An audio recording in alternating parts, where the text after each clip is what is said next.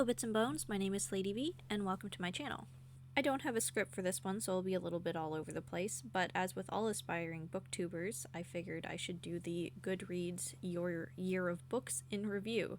I know a lot of people do these sorts of videos to low-key brag about all of the things that they read, and I mean, I'm proud of myself because this is the most books I've not just read in a year, but honestly, I've probably read more books this year than I've ever read books at any other period in my life up until this point, like, collectively, which is nothing to sniff at, but, like, compared to other people, this is not impressive.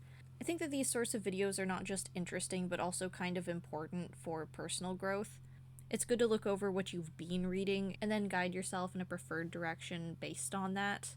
For example, you'll probably find that the only reason I've technically read 64 books in 2021 was because I delved into a lot more poetry books, and maybe I want to cut back on that in the coming year.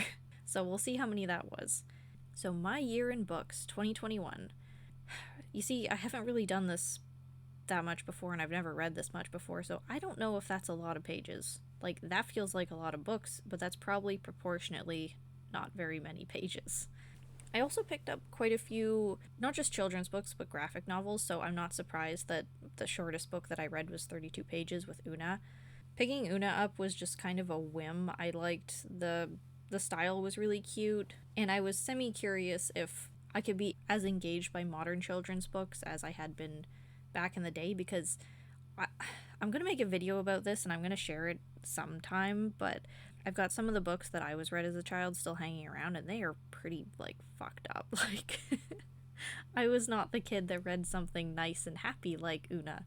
I read, Bluebeard and got traumatized by the visuals in my storybook. But we'll get to that some other time. I picked up Una because I thought it was cute, and I liked the bit of representation, and it was fun. It was nice, nothing, like, overwhelming, but an enjoyable little read. And the longest book I read was Aristotle and Dante Dive into the Waters of the World, and that's not technically true. If you've watched my review on it, that's the book that I have the most closely DNF'd. So I didn't read all of those pages. I read about total, like, 170 something of those pages, and the rest were skimmed pretty hard. So that's definitely giving me a bit of a boost that I don't deserve. Whoops. Listen, if there was, like, a genuine DNF button on Goodreads, I would use it, and I think a lot of people should use it. I think that would be a lot easier if you had a DNF option and then comment or DNF review why you didn't like it enough to continue, rather than people just review bombing something they didn't finish and having an undeveloped opinion. Because I skimmed this whole thing, and I do have a full grasp of what happens throughout the whole thing, but there are other people that just one-star it. I didn't like it enough after the first 10 pages, and then they never come back. And I think that's really not the right course of action. But that's just me, preaching up on my high horse. Average book length in 2021 was 230 pages. Pretty accurate. I try not to pick anything over 300. Not that I won't, but it's a huge investment for me. The most popular book that I read was The Lovely Bones, which I find oddly surprising. Even though in my video I mentioned how its resurgence in popularity has happened several times throughout the last, like, decade or two. So, like, in a way it makes sense, but also it wasn't put out in the modern media age. So you'd think that things that were, like, newer and much more hyped would gain that position. Like, most popular, no doubt in my mind, would have been Aristotle and Dante, because it was so anticipated and so overhyped for years and years before it was even released, I thought everybody kind of forgot about The Lovely Bones. That's interesting. Then again, it is taught in schools, so that's the sound of me moving my hands up and down like a weight scale. And the least popular book was The Toilet Zone, which is not surprising at all. It's a very small niche anthology that I picked up through outreach from Hellbound Books themselves. But being the least popular does not in any way mean, like, the worst, because I found The Toilet Zone #2 extremely enjoyable compared to some of the other things on this list. So that just goes to show maybe we should all just pick up books that we don't know anything about more often. Maybe we'll find ourselves happily surprised. My average rating was 3.6. You know, good for me. I feel like I'm a bitter Betsy, or like I judge things pretty harsh. Especially after all of the poetry books that I read that I wasn't a particular fan of. I thought that would bring that down like a lot to be like a 2. But 3.6 is almost a 4, which is an A in my books. Anything like over 2.5 is passable, so nobody should be offended by that. Hopefully. I'm sure I've offended a few people along the way, and which I'm sorry, not sorry. Highest rated on Goodreads. See? Toilet Zone number 2.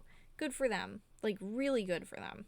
There was a huge variety of short horror in this one collection, and I would honestly recommend picking it up if that's what you're looking for. You'll get sci-fi horror, like probably creature horror, I think, ghost horror.